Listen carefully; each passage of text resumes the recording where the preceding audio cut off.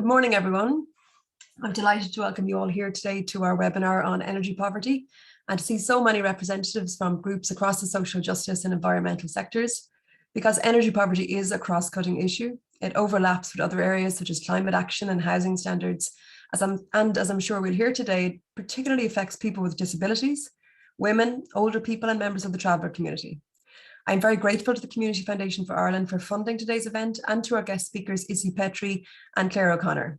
Izzy and Claire will each speak for 15 minutes, followed by Clodagh Daly, manager of our Centre for Environmental Justice. There will then be a very short space for questions and answers at the end, so please use the Q&A box to ask any questions you might have. If you see a question similar to one you would like to ask, simply upvote the question with the thumbs up function, and that will make the question more likely to be addressed. As this is a short event, I don't want to use up any more time. I'd like to introduce our first speaker, Izzy Petrie. Izzy is Policy and Research Officer with St. Vincent de Paul. She works on themes of income adequacy and energy policy. And Izzy will provide an overview of energy poverty in Ireland, looking at its causes, who is most impacted, and the policy response in Ireland to date. Thank you, Izzy. Thanks, Rose, and hi, everybody. I'm just going to share my screen, and I've got a few slides. And then I will get going. So hopefully everybody can start to see those slides.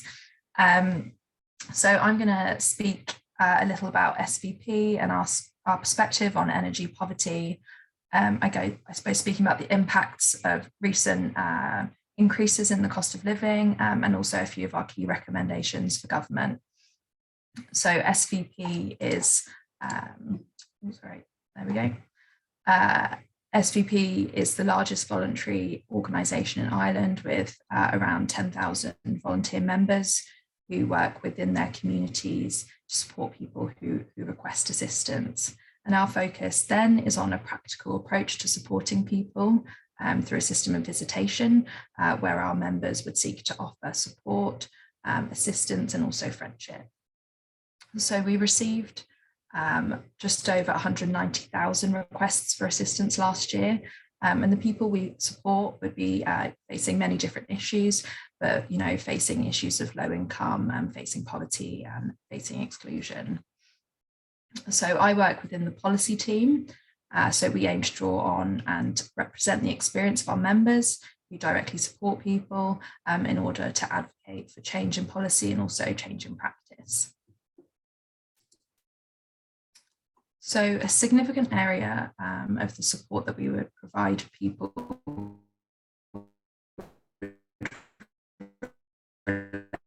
to energy costs and energy, really mean not having access to the energy and the heating that is needed to keep warm and keep healthy at an affordable level. So the diagram on the right, which the multiple causes of energy poverty, that we're all very aware of at the moment because it is changing so rapidly. But the cost of energy is a complex picture, which is kind of different according to people's different energy requirements. The fuel source is available. We also have decent living, which includes accessing their essential energy needs. So in terms of, I suppose, the scale of energy poverty, the official measure would look at how many people spend more than 10% of their income on energy. And we've seen just in the last month, new research come out from the ESRI, which shows that now almost a third of households are in energy poverty, which means almost a third of households are paying more than 10% of their income just on their energy costs, which is due to the massive increases in prices in electricity and heating oil. And this is actually the highest recorded rate, and I suppose really sets out clearly the scale of what we're facing. What has happened in the last winter and what's coming up this winter. But I suppose one aspect of this measurement that we're quite aware of at SVP is how many people would kind of cut back drastically on their energy use, and therefore they wouldn't actually be spending 10% of their income on energy because they simply couldn't afford to in the context of the amount of money they need to pay for their rent, for example, and their food, on their transport costs. So they're actually under this 10% threshold. And that 29% that we see is an average. It's a kind of broad brush stroke, but we know some groups are much more at risk than others of being in energy poverty. So we know that one-parent families are more at risk, households that have a member with an illness or a disability, renting households, who are unemployed. So we really need to see ways of directly supporting those groups and offering targeted support to those groups who are kind of most at risk of energy poverty. So what does this mean in reality in terms of the impact and the experience of being in energy poverty? Well, we really know that the effects of these rising prices that we're experiencing at the moment mean more people are going to start to experience energy poverty, and also those people who might already have been experiencing energy poverty will be struggling kind of further with those costs as bills rise. So some of the, I suppose, strategies or ways that people face energy poverty are around, I suppose, limiting energy without the heating on, because they're aware that the next bill might come in that they might not be able to pay. Only limiting their usage to one room of the house and heating one room of the house. Cutting back on usage of things like the lights or the cooker or hot water, or cutting back in other areas. So cutting back on other essentials like food to make sure that they do have enough money to pay the next bill, or I suppose to continue topping up the prepayment meter throughout the week, or using alternate heat sources that are easier to kind of direct and maybe heat only one room, or easier to budget and control the cost there. And ultimately, what we see, and I suppose need to prevent, is people being in a situation where they have to be at home without energy. So that might be people on prepayment meters not topping up as they don't have the money to get through towards the end of the week. And these impacts would have kind of severe consequences on people's physical health, on their mental health. And that goes for kind of everyone in the household, from children right up to older people who are experiencing energy poverty. So, for example, research SVP did in 2019 showed that children in energy poor homes are more likely to have asthma and more likely to have taken multiple courses of antibiotics. So if we think about energy poverty as resulting from a combination of inadequate incomes, the actual cost of energy, and how much energy is needed to run the house, we can start to kind of figure out what some of those solutions might be, and both the steps that need to be taken immediately and straight away, but also the longer term steps that we need to sort of begin so that we have a fairer energy system and we have a strong enough safety net. So in terms of what we need to see happening right now, we really feel that people are going to be missed within this kind of context of rising and very high energy prices, unless the response from government is coordinated and comprehensive. So we really need to see a new strategy to combat energy poverty that joins up actions that are going on and make sure that we are doing everything that we need to do for different groups. But fundamentally, we also need to see incomes that are adequate enough so that people can meet their cost of living. So through both the social welfare safety net, but also through work and wages people receive. No one should be living on a poverty income that leads to energy poverty. So we are very much advocating for social welfare levels to be set against a minimum essential standard of living so that people can afford the cost of living in Ireland today. And that allows people to afford all of the essentials they need, including their energy costs. And we would also be calling for a living wage for workers that is set against the cost of living. In terms of specific energy costs, we also need energy to be affordable to people and people to be supported directly for their energy costs. You know, even before these recent price increases, we've had amongst the highest electricity costs in Europe. So for people at risk of energy poverty, a key kind of protection that is in place and a key factor is making sure that the fuel allowance reaches everybody who needs it, and that the fuel allowance is set at a level that covers people's costs. So we recommend extending the fuel allowance to households who receive the working family payment. And we're also recommending a weekly increase in the fuel allowance level by €15 a week in line with home energy inflation, and recommend paying it for an extra 4 weeks of the year. So in terms of, I suppose, longer term routes out of energy poverty that, very much need to start now. And, in some ways we've already seen action on through the National Retrofitting Plan, but we need to see some of the gaps in that plan addressed, and also some of, I suppose, an increase in the ambition in many areas. So we need to make access to free retrofitting available to all local authority tenants, and also a plan in place for private renter tenants who receive housing assistance payments. So at SVP, our members would see very often, and we would be very concerned about renters who live in poor quality accommodation, who can't themselves access those retrofitting grants and are subject to that split incentive with their landlord, where the landlord has the ability and the decision to invest in their property, but it's the tenant who pays the bills. So we really need to see that, I suppose, gap addressed and renters being protected. So we would like to see free energy upgrades extended to tenants in receipt of HAP, subject to there being, I suppose, long-term leases and security of tenure in place for those tenants. And we also need to see greater ambition for local authority homes. So we're calling for next year 10% of the local authority housing stock to be upgraded, and for that to continue to 2030 and beyond as well. We also really see the need for a comprehensive and wraparound energy advice service for people in energy poverty.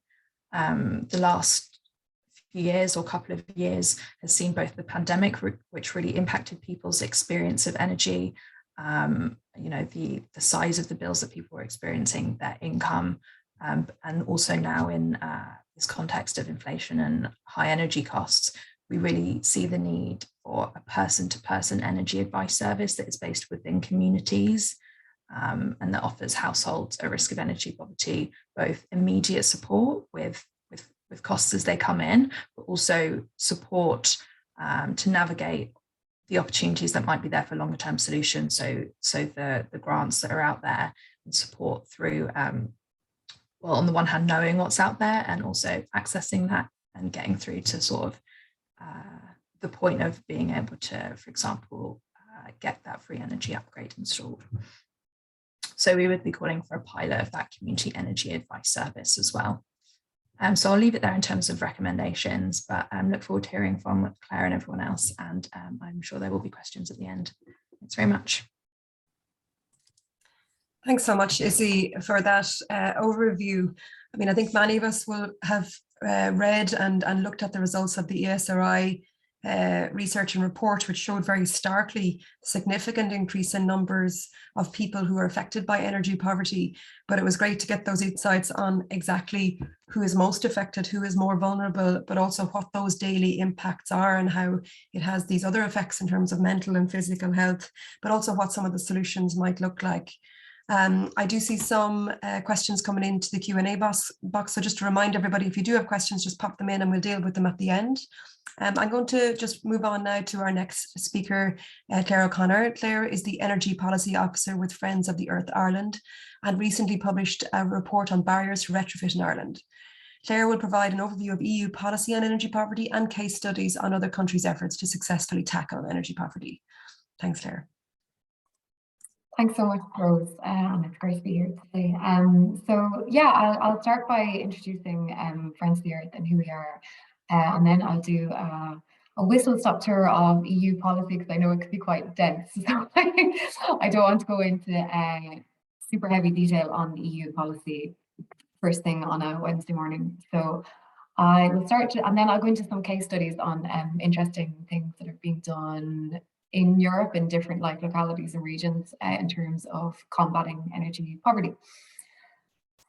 So Friends of the Earth, we are an international movement really with 74 national member groups. I just realized I haven't actually shared my screen, so no one can see what I'm doing. 1 second there.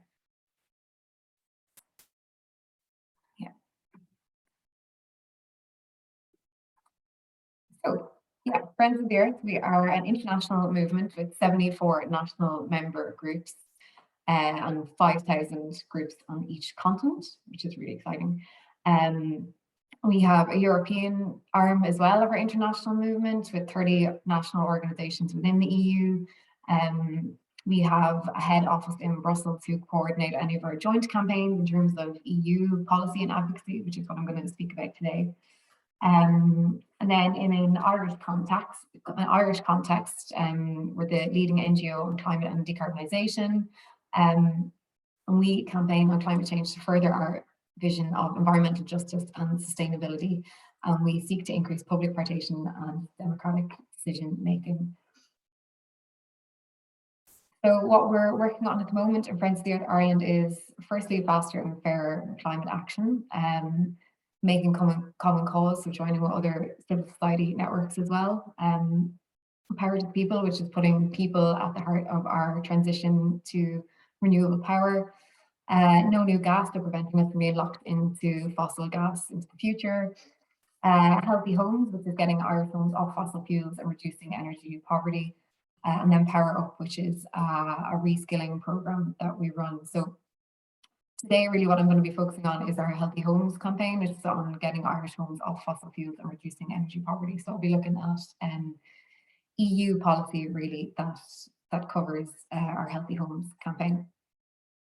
This was the context of what we're going to talk about today, is that we are facing a climate emergency, and the most recent assessment by the IPCC has said that we only have a very narrow opportunity of limiting global warming to 1.5 degrees, and even at that this warming will have catastrophic impacts. So I suppose when we're looking at European policy and EU policy, that is the context that the EU is operating in. As well as that, they're also operating in an energy crisis. So at the same time as the climate crisis, fossil gas prices have soared, which leaves millions at even bigger risk of energy poverty. So it's now clear that we need renewable and we need affordable energy for all people in the EU. And I think the current crisis has kind of shown us just how exposed and vulnerable Europe is to volatile international gas markets. Given the fact that we import 90% of our fossil gas at the moment. So there's a really strong case now for accelerating the energy transition in light of the climate crisis and the energy crisis. But in terms of decarbonisation, not all tasks have the same degree of difficulty. But interesting, emissions in the heating sector are easier to abate than other sectors of the economy. So we have the solutions, which is renewable, non-emitting heating solutions that have been in the market for years, and they're now mature technologies that we really need to start deploying at scale. Then looking at the EU building stock context, because I'm going to look at this through an energy efficiency lens, really, in terms of energy poverty and bringing down emissions. So currently the EU's building sector is responsible for 36% of the EU's energy-related emissions, and 40% of the EU's final energy consumption. So in order to meet the EU's climate goals, they need to cut 60% of building sector emissions by 2030 and have it fully decarbonised by 2050. And then the energy poverty context as well. So in 2020, 1 in 4 European households were struggling to adequately light, heat or cool their homes. And this, I guess, was pre the escalation of the energy crisis, and 31 million Europeans are currently living in energy poverty, with 50 million living in unhealthy, bad quality and leaking homes. And yeah, 3/4 of the EU building stock is inefficient and needs to be renovated and made more efficient. And with the energy poverty, it's really those who are, like Izzy mentioned, that those who are already marginalised are often living in the worst housing conditions, like lone parents, people with disabilities, the elderly. And at the moment, these households are being locked into fossil fuel infrastructure with volatile prices. So they're really the ones who are most exposed to the energy price crisis, as they spend higher proportions of their income on energy. And as well as that, they're also blocked from accessing renewable solutions and retrofitting solutions, and they don't have an entry point into the energy transition at the moment. So with such significant costs for people, the question really needs to be not whether we can afford to renovate and decarbonise the building stock, but can we afford not to do it? So we're kind of now at a crossroads really, or more, it's a choice between further reliance on fossil fuels and more polluting energy, or scaling up solutions that reduce energy consumption and are based on renewable energy, which can tackle poor air quality and kind of meet the many challenges that we're facing at the moment. We need a comprehensive response to combat climate change and energy poverty. And what the European Union has come up with is the European Green Deal. So this was approved in 2020, and it's a set of policy initiatives with the overarching goal to make the EU climate neutral by 2050. And that will also mean reducing our emissions by 55% by 2030 compared to 1990 levels. So part of this is the Fit for 5 package that was launched in July 2021, which has about a dozen legislative proposals to ensure that climate and energy laws cut greenhouse gas emissions by 55% by the end of this decade. And these pieces of legislation, if implemented, would actually have us on the path to reaching that goal by 2030. And the text within the pieces of legislation in the Fit for 55, they also take quite encouraging steps in terms of helping with energy poverty, protecting vulnerable consumers, and requirements to renovate social housing. So I'll talk about that. Yeah, the key pieces of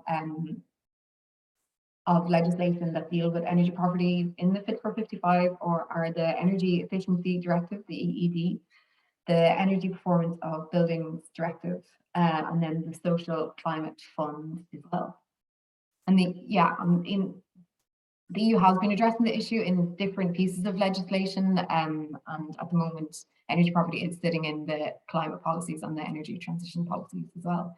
And as well as that, there's the Gas and Electricity Directives, which do include some references to protecting vulnerable consumers, but I would say these three pieces here are more relevant. And if it is well designed, if these pieces of legislation are well designed, they can cut low income households' energy costs and reduce energy waste from badly insulated homes and increase disposable income of low income households as well. So the first directive I'll look at is the Energy Performance in Buildings Directive. And it is going to introduce minimum energy performance standards across the EU by 2033. So all residential buildings will need to have an energy performance certificate, which is kind of similar to a BER rating of an E by 2033. And it's also going to focus on the worst performing buildings first, so that 15 to 30% of the worst performing buildings have to be renovated by 2030. So minimum energy performance standards, these are seen as as best practice in terms of lifting people out of energy poverty if they're done in a just way. So they look at like a standard relative level of improvement or insulation or heating measures that the target stock must meet at a given date, or it could be when the building is to be sold or to be rented. And they can target and direct renovations to the most efficient homes, which is really positive, but the standards alone will not guarantee successful renovations for all households. So there are issues around the impacts on housing affordability, and we would ask that the EPBD will require member states to monitor and evaluate impacts on social housing stock and kind of broader social impacts at a local level. So there's lots of scope for the EPBD to be improved. Although there are minimum energy performance standards, and E still isn't ready for decarbonisation. Really, for a building to be ready for a heat pump and decarbonisation, it would need to be at a C1 or higher. So we think that there's scope for significantly higher ambitions so that homes can get off fossil fuels while these renovations are taking place. We want to see fossil-free homes by 2030, a ban on the sale of fossil gas boilers by 2025. We want to see tailored one-stop shops with outreach programs for energy poor households and investment in reskilling of workers as well. And then the next directive is the Energy Efficiency Directive, where they've now set a 13% EU-wide energy efficiency target with national binding targets for energy efficiency. And Article 7 of the Energy Efficiency Directive does ask the member states to take into account the need to alleviate energy poverty. But there is scope for that to be improved. If the EED was to be aligned with the Paris Agreement and emissions reductions, it would be at least 20% energy efficiency target. And Article 7 would have to be revised as well to actually require member states to assess the equity of their policies, not just recommend. And additionally, there's the Social Climate Fund is a new thing that's coming through at the moment. The European Commission has proposed this as part of the Fit for 55 package. Has huge potential to actually be a leading instrument in delivering a socially fair and just transition. But unfortunately, 72.2 billion is provided EU-wide over a 5-year period, and it's not sufficient to deliver sufficient renovation support for low-income households and to really insulate them from the energy crisis. So there's scope for that to be significantly more. So I'll quickly look at some case studies of how energy poverty is being combated at a country or a regional level. So in Italy, homeowners are entitled to a tax credit of up to 110% on the cost of upgrading their home, such as the so like installing insulation systems, heat pumps, and solar panels. And they can claim the subsidy by subtracting the cost of the works from their tax returns over a 5-year period, or either pass this on to the building contractor. So yeah, nearly 200,000 interventions since it started, and it started as part of a economic stimulus package post-COVID. So and 34 billion euros has been claimed of this as of May 22, but it had not been without its challenges. Obviously, it's an incredibly popular scheme. Lots of people want to get involved in it, increase the value of their home. There's a massive backlog, as is to be expected. There's been fraudulent claims. The goalposts have shifted a lot over the past 2 years from the government side. And then it blocks the credit transfer system. So a lot of people are waiting. There's been a lot of bureaucracy in it as well, in terms of actually like getting these tax credits. So there's been a risk of some building companies going bankrupt because of it as well. So it is positive, but there's still lots of details that need to be ironed out. So yeah, it doesn't target energy poor households specifically. Then Barcelona is a really interesting case as well. So there's, I suppose, 2 measures. There's at a provincial level and then there's at a city level. So on a provincial level, they're organising audits and interventions for vulnerable homes, where social workers will enter households. They'll assess the socioeconomic and health status, as well as the energy needs of households. They'll propose specific solutions in terms of energy efficiency upgrades, advice on consumption, and also will work with energy companies to align interventions to the needs of each family. Families have been saying, on average, families have been saving €225 annually on their bills. And 90% of people who are involved, it was highly useful for them for improving their comfort at home. And then Barcelona as a city, they've dedicated energy advisors tackling energy poverty, and they have these points spread throughout the city to help families understand their right to energy and to make their homes more energy efficient. I suppose this is all off the back of the fact that they have an Energy Poverty Act that was passed in 2015. And interestingly, as a result of that, debt accumulated by 35,000 vulnerable families was absorbed by energy companies and the government in 2020. And then Ireland's Warmer Home Scheme, I won't talk for too much, so I'm conscious I'm running out of time here, but interestingly, when you do look at a European level and look at case studies of combating energy poverty, Ireland's Warmer Home Scheme is actually seen as best practice. I probably wouldn't say that it is best practice, but it's currently seen on an EU level as one of the best practice schemes. It's free energy upgrades for homeowners who are in receipt of certain social welfare payments. This year, 109 million has been budgeted towards it, and they've committed to retrofitting 400 homes per month. And funding for this is from the carbon tax And this year, for the first time, they're now targeting the worst performing properties first. So it sounds positive, but it absolutely has its challenges. It's only for homeowners, tenants are excluded from it.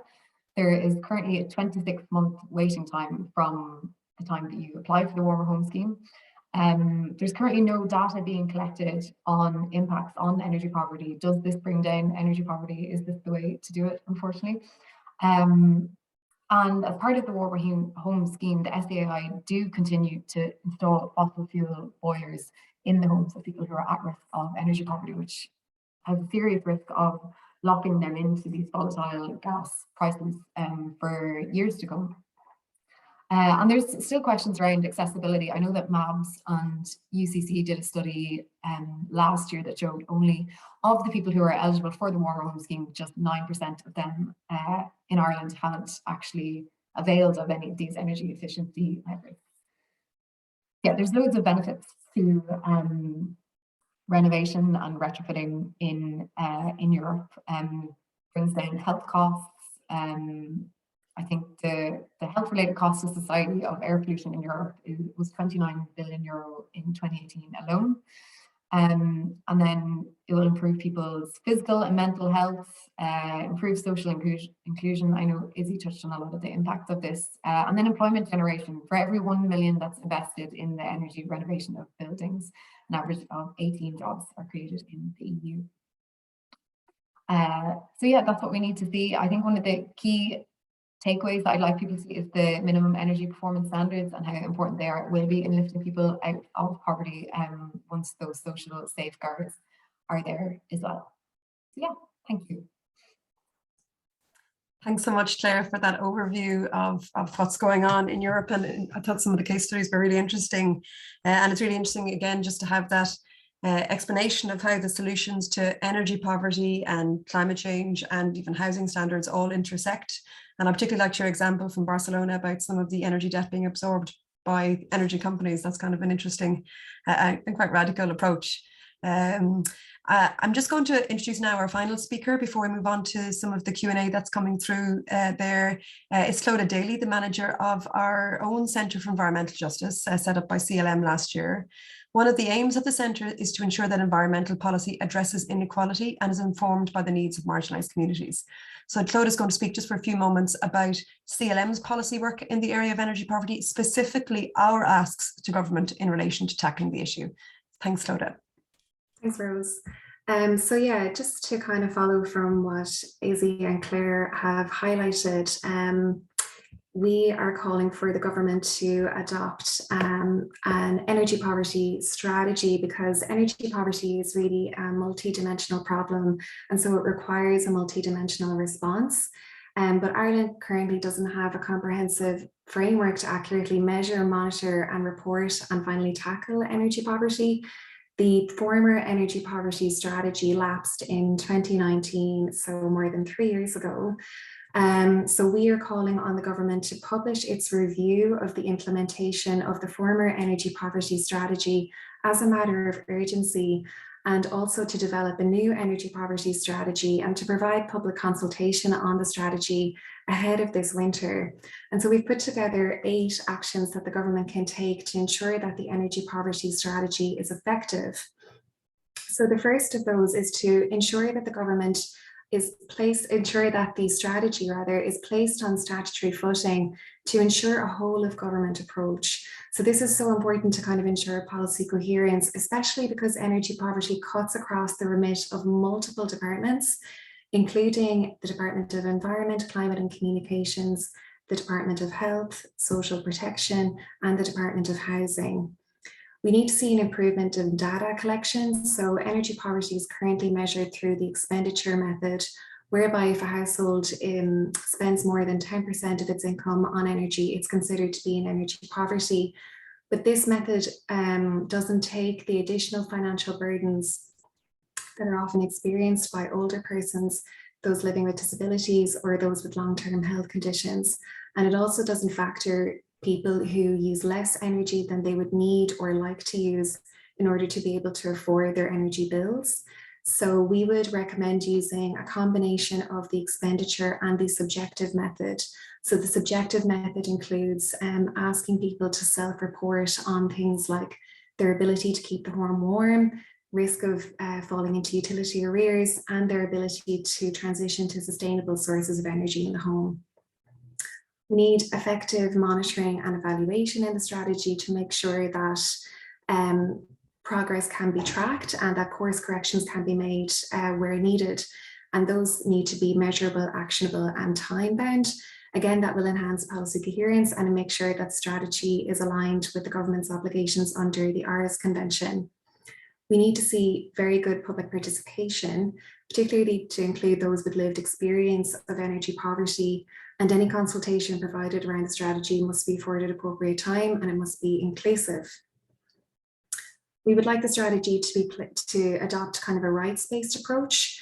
And this is particularly important because energy is a precondition to the realization of many of our rights. It impacts our lives, health, and living standards, and it's essential to social inclusion. So in drafting a new energy poverty strategy, we would recommend that the government consult and collaborate with relevant anti-poverty, housing, health, community, social justice, and human rights bodies to make sure that the new strategy is fully equality and poverty proofed. We need to make sure as well that the new strategy is aligned with climate justice. So to kind of echo some of the recommendations that Claire made, we'd like the strategy to prioritize measures that allow kind of win-win solutions that eradicate energy poverty while reducing energy pollution at the same time. And then finally, to ensure accountability and I suppose really long-term political commitment towards the eradication of energy poverty, we would like the strategy to include a commitment to delivering an Energy Poverty Act in 2023. And Scotland passed legislation very similar to this in 2019 into law. So some of the provisions that the Scottish Act provides, just by way of example, are that it provides a new definition and measurement framework for energy poverty, legally binding targets to eliminate energy poverty, a duty on ministers to produce a long-term strategy detailing how those targets will be met, a duty on ministers to produce monitoring reports every 5 years, and the establishment of an independent fuel poverty advisory panel. So we are calling upon the government to get those measures, I suppose, into place as soon as possible and to provide consultation on the new strategy and make sure that it's set up ahead of this winter. Thanks very much. Thanks for that, Clodagh, just setting out what our asks are in the area, and it's something that we're going to be really pushing on with in the next short period of time.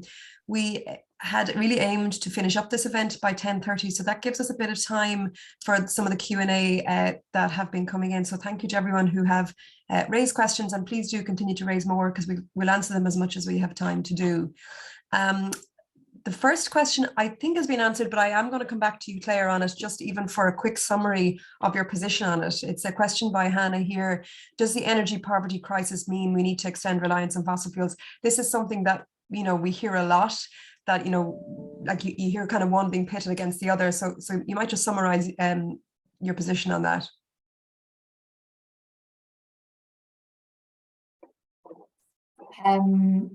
Yeah, so Friends of the Earth are very much calling for measures such as energy efficiency, so reducing energy demand and moving towards renewables as a solution to the energy crisis.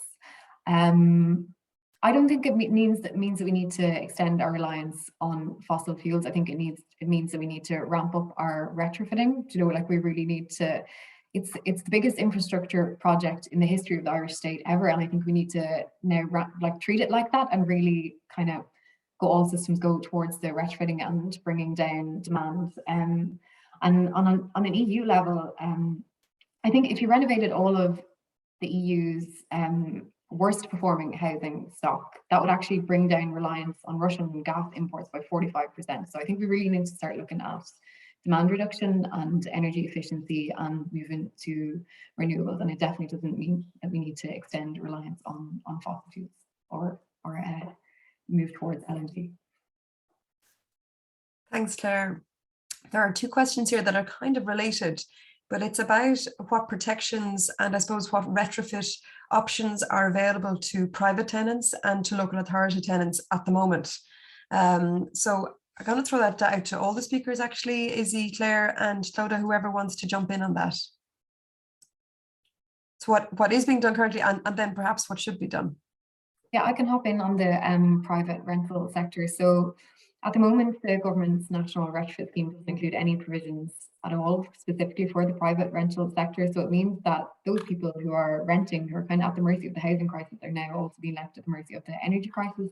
And there's an issue called a split incentive issue where, because tenants don't own the property, there isn't really the incentive for them to invest in retrofitting measures.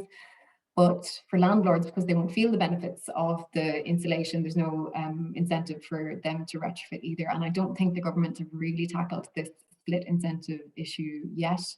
One thing that is being introduced from 2025 onwards is those kind of minimum energy performance standards in the private rental sector. The thing is they have put this in their climate action plan and their housing for all plan, but they have not done any kind of like outreach or communication to landlords to let them know that these minimum energy performance standards will be coming in from 2025. And I think as well as that, what Threshold are calling for as well is more like specific financial grants and schemes for landlords and tenants specifically to get them retrofitted as well, because they're just, yeah, they have been left out so far. I don't know if Izzy or Clodagh wants to comment on that. Izzy or Clodagh? Yeah, I can come in, sorry. Yes, please. So, sorry, my internet is being a bit unstable, so I might just keep my camera off, and I missed a bit of the question. But yeah, just in terms of private rented tenants and what Claire was saying, we have seen the announcement in the Housing for All plan that we will see kind of minimum standards from 2025, but 2025 is getting ever closer, and the sector really needs clarity and real lead in with announcements like what funding is going to be available, and we would very much be calling for the equivalent of the free energy upgrades that are available to low-income homeowners to be available to low-income tenants who receive HAP, to make sure that those tenants aren't left behind, as Claire was saying, and the result will be increasing inequality in both energy poverty and also the other impacts of poor housing standards. So we've seen that announcement in Housing for All, but now we just really need to see the action that comes out of it. Thanks, Izzy. And I suppose specifically around the local authority issue, is a question there about what about local authority tenants who are not entitled to energy upgrades through local authorities? How do they get assistance? I think that might have been answered through Claire's description of the warmer homes scheme and some of the drawbacks to that. Like in theory, some of the provisions are good, but other provisions aren't great, and there are significant waiting lists as well. There's two questions which I suppose relate to what measures might alleviate those in energy poverty in the short term first and the long term. So I guess a lot of the conversation today has been around, what's being done elsewhere and what we'd like to see. So I'm just going to, just for a quick kind of round the house of maybe people's top 3 asks in terms of dealing with energy poverty. What would you like to see done immediately? Clodagh, I might come to you first, if that's okay. Yeah, sure. So we would really like to see measures to address the housing crisis in addition to addressing the energy and climate crisis, because energy poverty, I suppose, doesn't exist in a silo, and the paucity of affordable and culturally appropriate homes creates and reinforces energy poverty, because it impacts where people can afford to live and the quality of homes that people can afford to live in.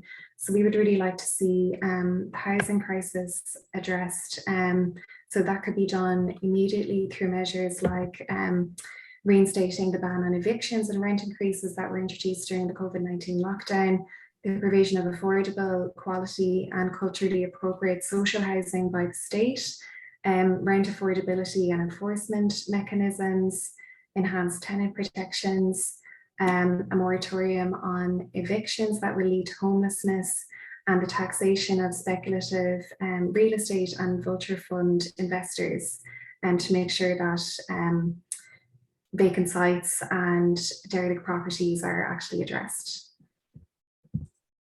Thanks, Clodagh. Claire, top three asks. Yeah, I just posted in there into the Q&A that we have done joint statements with other NGOs, yourselves included, across civil society space on what we want to see ahead of this winter. And a big one we want to see is a ban on disconnections, at least for the duration of the energy crisis. We want to see the fuel allowance doubled and the criteria widened for the fuel allowance, because it is quite narrow at the moment, the eligibility criteria. And as well as that, we really, back to the local authority owned housing, we want to see that scaled up, and we want to see all new targets and new funding for local authority owned housing. We want to see all social housing retrofitted with solar panels by 2030, because I think at the moment it's only 36,000 that they're planning on retrofitting by 2030. And I think there's so much scope for us to really target energy poverty and getting all of them retrofitted by 2030. So yeah. Thanks, Claire. Izzy, to you.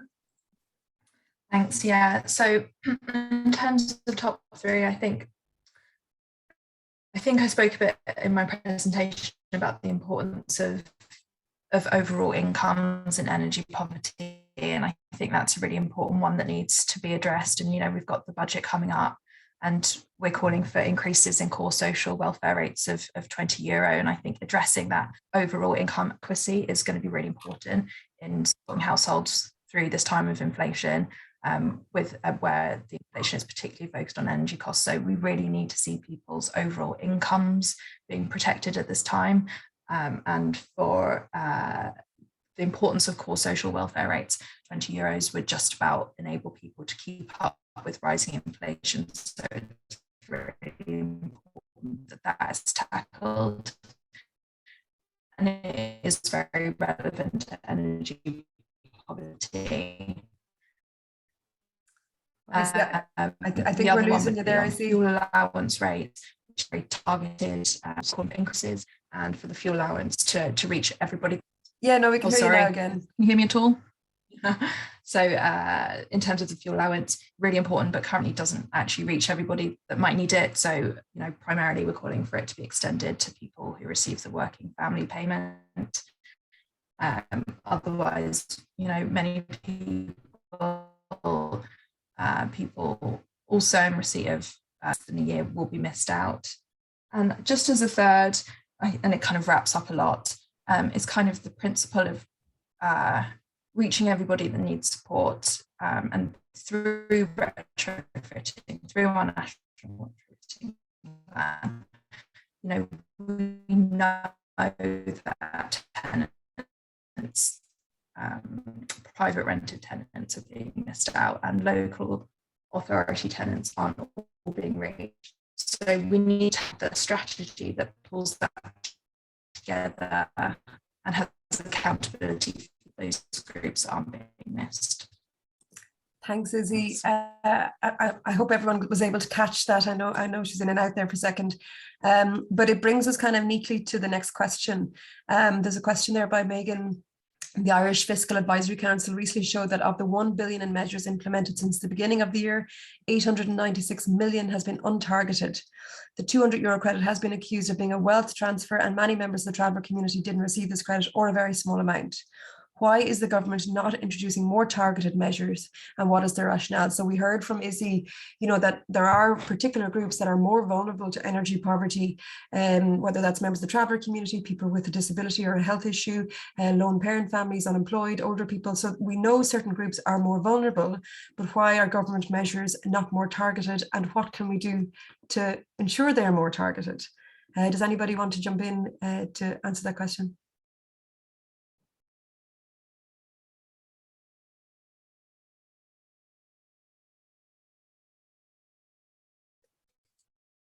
I can come in if anybody can hear me. Yeah, we can hear you, Izzy. So in terms of the targeting of that measures, I suppose, we would just really agree that what we need at the moment is targeted measures. And while it's true that, everybody is experiencing inflation, and, most people will have seen very directly the bigger bills come in and experience that. It's just very different for people on the lowest incomes. People on the lowest incomes spend the most amount of their budget, a much higher proportion of their budget, on essentials, and part of that is the energy usage. And so inflation is actually higher for people on the lowest incomes. You know, there are different inflation figures. It's higher for people on the lowest incomes, and that really needs to be reflected in the policy. This is something that I suppose we are all experiencing, but we're experiencing it very differently. And so measures need to be targeted, I suppose, for the best use of resources, really. Thanks, Izzy. And I suppose, sorry, yes, come in. Maybe just to add to that as well, that public support for the transition is very likely to be undermined if those measures aren't targeted, and if people who are experiencing the worst impacts of the energy poverty crisis are not assisted appropriately now. Like, research has consistently shown that distributed fairness is essential to public support for the transition. And so it's, you know, it's not only essential to those who are living in energy poverty, but it's actually essential to social cohesion and public support overall for the overdue transition. So it's a great question, and it's essential that that's addressed. Yeah, we would completely agree with that as well, Clodagh. And it's interesting because there is so much public support for those targeted measures. We commissioned a poll about a month ago now, and we asked the question, people like, should government grants and support for home insulation and heat pumps target those on low income and most at risk energy poverty? And 85% of Irish people said yes, they would support these grants going towards people who are most at risk. So there really is the public appetite there. I think it's maybe I don't know, a political really decision at the moment just to provide that universal support instead of targeted. Thanks. So just on to the next question, which is really a question that affects like a lot of different areas in climate action in particular. It comes from Joan. So when policymakers at national EU level continue to focus on individual actions and are subject to lobbying pressures from, you know, fossil fuel companies and others, what can be done to make state-driven changes?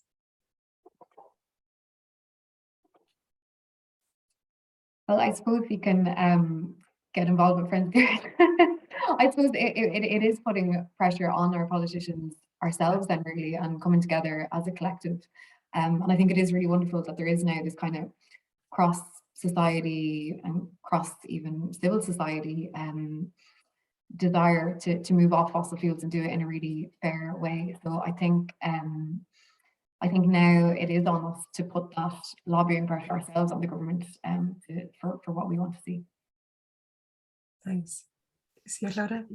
Maybe just to add to that as well, I think that's also why it's really important that we have a proper legislative framework to actually address energy poverty, because it's very hard to hold politicians to account when they're in office for a short period of time without policies that are on legislative footing. So that's why we're really calling for the new energy poverty strategy to be placed on statutory footing, and for the strategy to commit to delivering an Energy Poverty Act next year to really provide for long-term political accountability, as well as access to justice provisions, just to try and bring, I suppose, some amount of power back to communities in terms of holding the state accountable. Thanks, Clodagh. And I suppose just from CLM's perspective, I mean, we've heard today about how cross-cutting energy poverty is, how it affects, you know, certain groups, how it overlaps with other issues. And so to me, it's a call out for some of the organizations attending this webinar, some of the civil society groups attending this webinar, who maybe work with older people, who work with women, who work with members of the traveller community, who work on issues of housing standards, who work with private tenants, for example. So if you work in those areas, to look at the intersectionality piece and to look at things like energy poverty, you know, in your own work. And I suppose that's something that CLM is trying to do, trying to work with organizations and you know, bring that kind of power of collaboration and that power of collective lobbying to bear on issues such as energy poverty. So I think the answer to the question is to put pressure on government, whether that's through individuals, you know, collect together, or through organizations who are representing certain communities and groups on particular issues. Next to a kind of specific question, probably for you, Claire, in terms of EU funds for retrofit, how are or will they be channeled to individual member states? Is that something you know about? No, I don't, but if that person wants to send me their email address, I can send them on more information. I don't have the exact mechanisms of how the funding is channeled. Okay, thank you. And I think we possibly have time for one further question, just from Mary.